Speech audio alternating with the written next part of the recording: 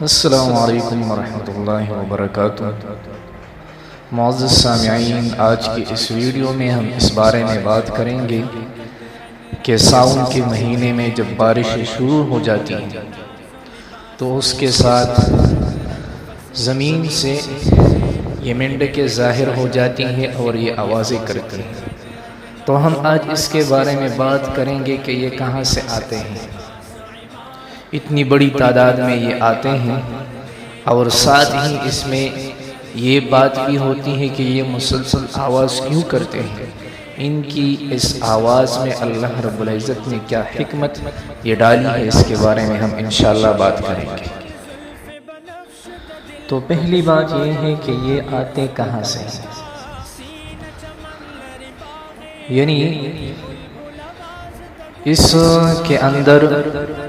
چونکہ میٹابولزم یہ کمزور ہوتا ہے، اس وجہ سے یہ زمین کے اندر وہ پوش ہوتے یعنی چھپے ہوتے ہیں، اور جیسے ہی بارش یہ شروع ہو جاتی ہے تو چونکہ مٹی یہ نرم ہو جاتی ہے تو مٹی کے نرم ہوتے ہی یہ زمین کے اوپر یہ آ جاتے ہیں۔ تو پہلی بات یہ ہے کہ یہ زمین کے نیچے سے ظاہر ہوتے ہیں، نہ کہ آسمان سے یہ بارش کے ساتھ آتے ہیں۔ بعض لوگوں کا گمان یہ ہوتا ہے کہ یہ بارش سے آسمان سے آتے ہیں، حالانکہ ایسی بات نہیں ہے، زمین کے اندر ہی رہتے ہیں، لیکن چونکہ یہ نیند میں ہوتے ہیں، جب گرمی ہوتی ہے زمین کے نیچے ہوتے ہیں، اور جیسے ہی بارش ہو جاتی ہے تو یہ زمین سے ظاہر ہو جاتے ہیں۔ اب دوسری بات یہ ہے کہ اس کے آواز نکالنے میں حکمت کیا ہے، یعنی جب آواز لگاتے ہیں تو اس کی وجہ کیا ہے۔ تو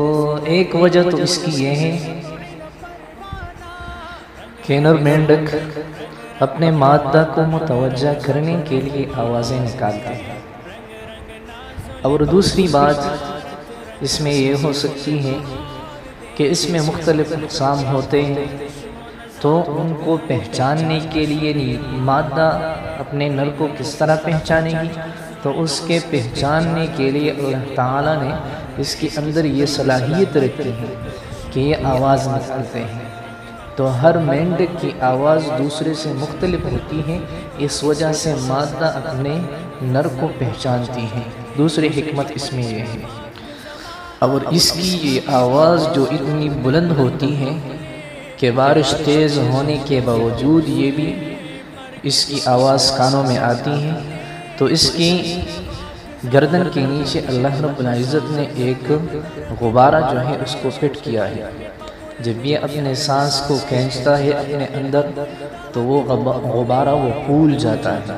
اس وجہ سے اس میں بہت سا ہوا یہ بھر جاتا ہے۔ تو جب یہ اس کو نکالتے ہیں، اس پورے غبارے کو خالی کرتے ہیں، تو اس سے بہت سی زیادہ ہوا جو ہے یہ خارج ہوتی ہے، تو اس وجہ سے اس کا آواز یہ بہت بلند ہوتا ہے اور تیز ہوتا ہے۔ اب اس کی ماحولیاتی فائدے کیا ہیں، یعنی یہ ہمارے ماحول میں کس طرح یہ ہماری مدد کرتے ہیں، ہمارے کام آتے ہیں۔ تو پہلی بات تو یہ ہے کہ یہ مچھروں کو کھاتے ہیں، حشرات کو کھاتے ہیں، اس وجہ سے ہمارے ہاں جو بارشوں میں یہ مچھر وغیرہ یہ نکل آتے ہیں، تو یہ مینڈک اس کو کھا کر کیا کرتے ہیں، وہ مچھروں کی تعداد کو کم کرتے ہیں، جو ہمارے لیے بہتر ہے۔ دوسری بات اس کے نکلنے کا یہ بھی ہوتا ہے کہ ہمارے ہاں جو زمیندار ہوتے ہیں اس کو فصل لگانا ہے یا اپنی زمین کو وہ کیا کرنا ہے، اس کی وہ ہل وغیرہ چرانا ہے، تو اس کے لیے اس کو زمین کا پتہ لگانا ہے کہ یہ زمین ابھی اس میں یہ نمی یہ آ گئی ہے یا نہیں۔ تو جب یہ مینڈک وہاں سے نکل آتے ہیں تو یہ اس کی علامت ہے کہ بارش کی وجہ سے یہ زمین جو ہے یہ نرم ہو گئی ہے، اب یہ ہل چلانے کے لیے صحیح ہے، اس میں فصل لگانا یہ کیا ہوگا، یہ صحیح ہوگا۔ تو دوسرا فائدہ یہ ہمارے ماحول کے لیے مینڈک کا یہ ہے۔ تیسرا فائدہ اس کا یہ ہے کہ یہ ہماری زنجیر، غذائی زنجیر جو ہے اس کے لیے ایک اہم حصہ ہے، یعنی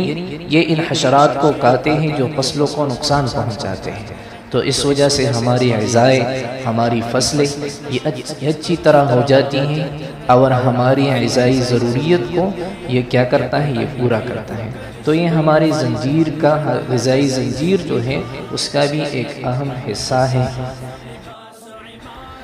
تو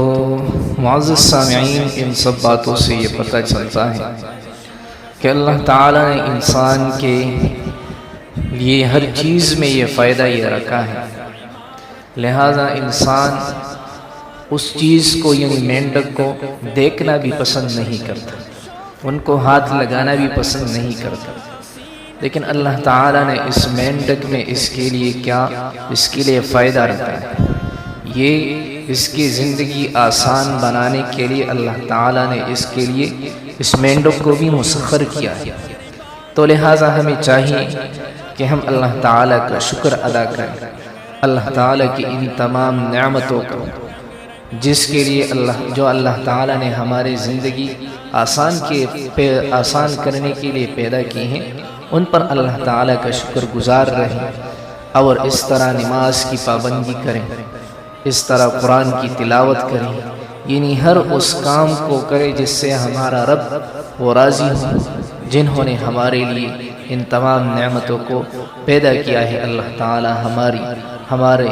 ہم سب کا کام ناصر اور مددگار ہو۔ جزاک اللہ۔